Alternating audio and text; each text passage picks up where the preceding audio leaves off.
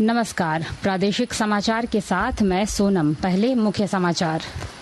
चुनाव आयोग ने सभी राज्यों और केंद्र शासित प्रदेशों के मुख्य सचिवों और पुलिस महानिदेशकों के साथ की बैठक। अंतर्राज्यीय और अंतर्राष्ट्रीय सीमाओं पर कड़ी निगरानी रखने का दिया निर्देश। केंद्रीय कृषि और जनजातीय कार्य मंत्री सह खूंटी से भाजपा प्रत्याशी अर्जुन मुंडा ने तमाड़ विधानसभा क्षेत्र में कार्यकर्ताओं से चुनावी रणनीति पर किया विचार विमर्श। ईडी ने वसूली, अवैध बालू खनन और जमीन पर कब्जा मामले को लेकर पूर्व मंत्री योगेंद्र साव से आज की पूछताछ। कल विधायक अंबा प्रसाद को किया तलब। और झारखंड हाईकोर्ट ने सचिवालय मार्च मामले में भाजपा प्रदेश अध्यक्ष बाबूलाल मरांडी समेत 27 नेताओं की याचिका पर हुई सुनवाई। पीड़क कार्रवाई पर कोर्ट ने लगाई रोक। और अब समाचार विस्तार से। चुनाव आयोग ने सभी राज्यों और केंद्र शासित प्रदेशों के मुख्य सचिवों और पुलिस महानिदेशकों को अवैध शराब, नकदी, ड्रग्स, हथियारों और मुफ्त वस्तुओं की आमद को रोकने के लिए अंतर्राज्यीय और अंतर्राष्ट्रीय सीमाओं पर कड़ी निगरानी रखने का निर्देश दिया है। आयोग ने उन्हें 2024 में शांतिपूर्ण और प्रलोभन मुक्त आम चुनाव सुनिश्चित करने का भी निर्देश दिया है। चुनाव आयोग ने कानून और व्यवस्था की स्थिति की समीक्षा की और आकलन करने के लिए आज नई दिल्ली में सभी राज्यों और केंद्र शासित प्रदेशों के साथ बैठक की। इस अवसर पर मुख्य चुनाव आयुक्त राजीव कुमार ने स्वतंत्र, निष्पक्ष, शांतिपूर्ण और प्रलोभन मुक्त चुनाव सुनिश्चित करने के लिए आयोग की प्रतिबद्धता को रेखांकित किया। श्री कुमार ने राज्यों और केंद्र शासित प्रदेशों को यह सुनिश्चित करने का निर्देश दिया कि प्रत्येक मतदाता बिना किसी डर या भय के अपने मतदान के अधिकार का प्रयोग कर सके। बैठक के दौरान आयोग ने अरुणाचल प्रदेश, छत्तीसगढ़ और महाराष्ट्र जैसे 11 राज्यों के चुनौतीपूर्ण क्षेत्रों में मतदान टीमों को पहुंचाने के लिए भारतीय वायु सेना और राज्य नागरिक उड्डयन विभाग से समर्थन की भी समीक्षा की। केंद्रीय कृषि मंत्री और खूंटी से भाजपा प्रत्याशी अर्जुन मुंडा ने आज तमाड़ विधानसभा क्षेत्र में कार्यकर्ताओं से चुनावी रणनीति पर विचार विमर्श किया। इस दौरान उन्होंने कार्यकर्ताओं को संबोधित करते हुए कहा कि चुनाव लोकतांत्रिक प्रक्रिया का महापर्व है। उन्होंने कहा कि मतदान का उपयोग हर एक नागरिक को करना चाहिए। इससे प्रजातांत्रिक व्यवस्था को सुदृढ़ बनाया जा सकता है।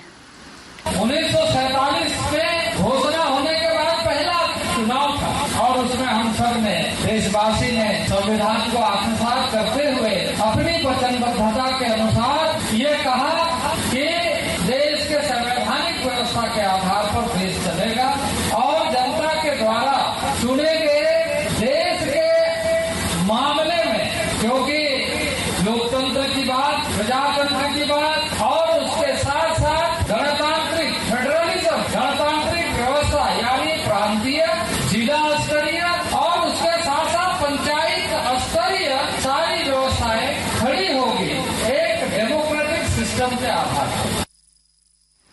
रांची स्थित प्रवर्तन निदेशालय के क्षेत्रीय कार्यालय में आज पूर्व मंत्री योगेंद्र साव से पूछताछ की जा रही है। वसूली, अवैध बालू खनन और जमीन पर कब्जा को लेकर ईडी ने 12 मार्च को विधायक अंबा प्रसाद और उनके करीबियों के 20 ठिकानों पर छापेमारी की थी। इस मामले में आज पूर्व मंत्री योगेंद्र साव से पूछताछ की जा रही है। इससे पहले सीओ शशि भूषण से भी पूछताछ की गई थी। सीओ शशि भूषण का कांग्रेस विधायक अंबा प्रसाद और उनके पूरे परिवार के साथ अच्छा संबंध रहा है।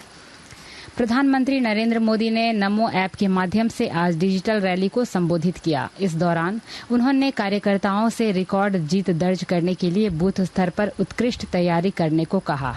उन्होंने कार्यकर्ताओं से सभी पुराने मतदान रिकॉर्ड तोड़ने के संकल्प के साथ काम करने और आसपास के विकास के बारे में जागरूक रहने को कहा।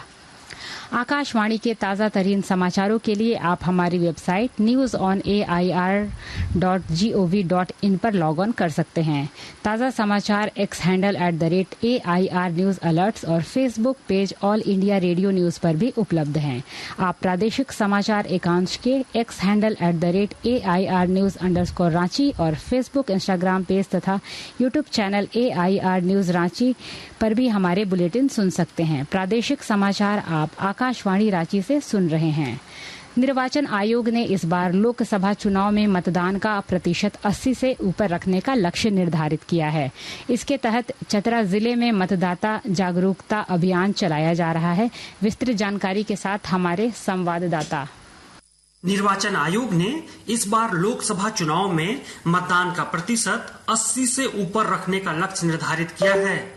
लक्ष्य को प्राप्त करने के लिए चतरा जिले में उपायुक्त रमेश घोलप के निर्देश पर महिलाओं और युवाओं को केंद्रित कर सघन जागरूकता अभियान भी चलाया जा रहा है।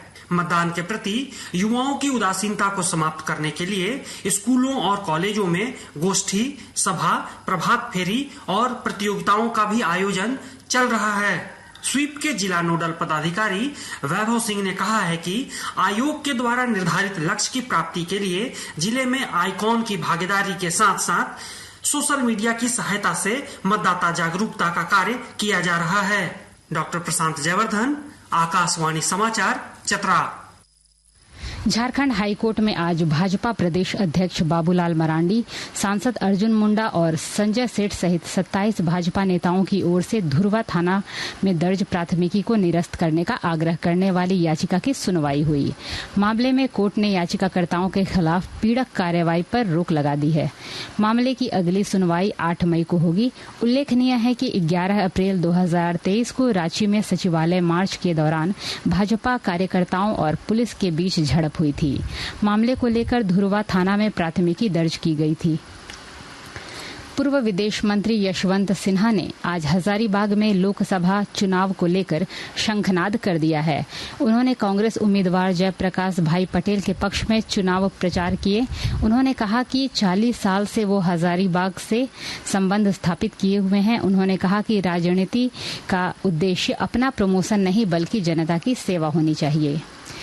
एसीबी की टीम ने चतरा के टंडवा में संचालित आम्रपाली कोल परियोजना के डिस्पैच अधिकारी सुधांशु शर्मा को घूस लेते हुए गिरफ्तार किया है।